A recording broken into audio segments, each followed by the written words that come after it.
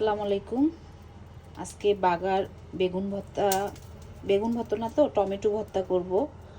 আর এদিকে হচ্ছে ধনিয়া পাতাটা ধুয়ে রাখছি, ধনিয়া পাতা ভর্তা করব, রসুন ভর্তা আর ডিম ভুনা করব, সাথে আরও কিছু আছে। তো সব কিছু রেডি করতেছি। গোস্ত ভিজাইছি। আজকে হচ্ছে মানে মুনাপু অসুস্থ, যার কারণে ওনার উদ্দেশ্যে আজকে ভর্তা করতেছি। আর একজনের উদ্দেশ্য করলে তো সবাই মিলে খাওয়া হয়, যার কারণে ভর্তা একসাথে তো এতগুলো করি না, 4-5 পদের করা হয় না, হয়তো 2-1টা করা হয়। এই জন্যই সব কিছু করছি, রেডি করা হয়েছে। এখন একটা একটা করে বসাই দিব। হচ্ছে বাদাম ছেলা হয়েছে, এখনো বাদামটা ভাজিনি, তো বাদামটা ভাজতে হবে। ধনিয়া পাতা হচ্ছে তেলে ভাজতেছি। অনেকে কাঁচাই ভর্তা করে, তা আমি একটু সামান্য তেল দিছি, তেল দিয়ে ভাজতেছি। আর এদিকটা রসুন সেদ্ধ দিছি আর টমেটোটা রেডি করে রাখছি। আর টমেটোটা বাগার দিতে হবে। গরু গোস্তটা এখনও কাটিনি, গরু গোস্ত কাটতে হবে। তেলে ভাজতেছি, ডিমটা পেঁয়াজ দিয়ে ভুনা করব।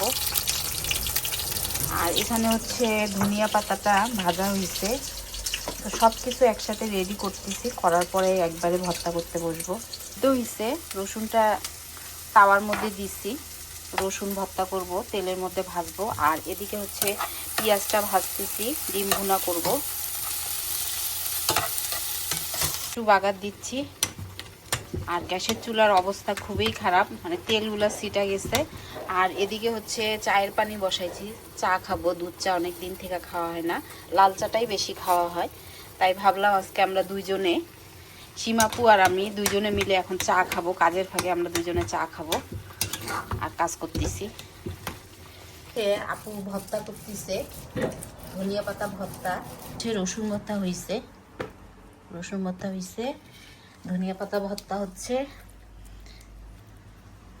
শুধু বাদামটা তেলে ভাজতে হবে। তো ভাবতেছি একটু আলু ভর্তা করব। তো ভালোই হইলো, মুন ভাবির জন্য আমাদের ভালো হইলো, কারণ একজনের উসিলায় আমরা সবাই মিলে আজকে একসাথে কয়েক পদের ভর্তা খাবো। প্রতিটা জিনিসেই মানে কারো উদ্দেশ্য করে করলে একজনের উসিলায় সবার খাওয়া হয়। গরু গোস্তগুলো ছাড়ছে, এখন ওগুলো পানিগুলো ফেলে তারপরে কাটতে হবে। গরু গোস্তটা বসাই দিতে হবে। আর ভাবতেছি একটু আলু ভর্তাও করব। আলুটা সিদ্ধ দেয়নি, আলু সিদ্ধ দিতে হবে। আলু ভর্তা কমপ্লিট, বলক আসছে, কমপ্লিট। চা রেডি করছে, এখন দুইজনে মিলে চা খাবো আর কাজ করব। বাদামগুলো দিয়ে দিই, তেল দিইনি এখনো।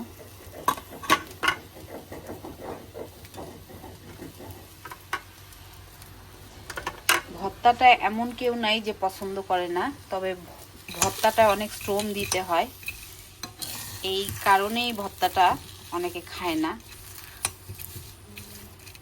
আর প্রবাসে তো সবার তো আর মানে দেশ থেকে পাটা নিয়ে আসে না, ব্যালেন্ডারেই বেশিরভাগ করে। তো ভাইয়ের পাটা যেহেতু আমার বাসায়, মানে আমাকে ভাইরা যখন দেশে গেছে, পরিবার নিয়ে দেশে গেছে, তো তখন থেকেই পাটা আমার কাছে আছে, ওই পাটাতেই ভর্তা করি। তো এখন বলতে গেলে পাটাটা আমারই।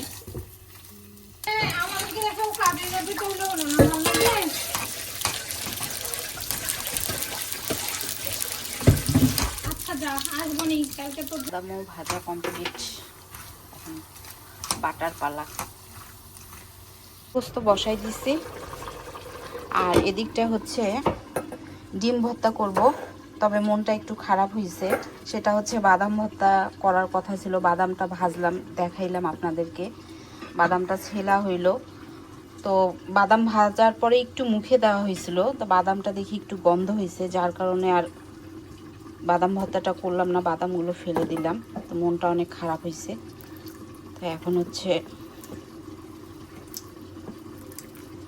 ডিম ভর্তা করতেছি, আর সাথে হচ্ছে আলু ভর্তাও করছি।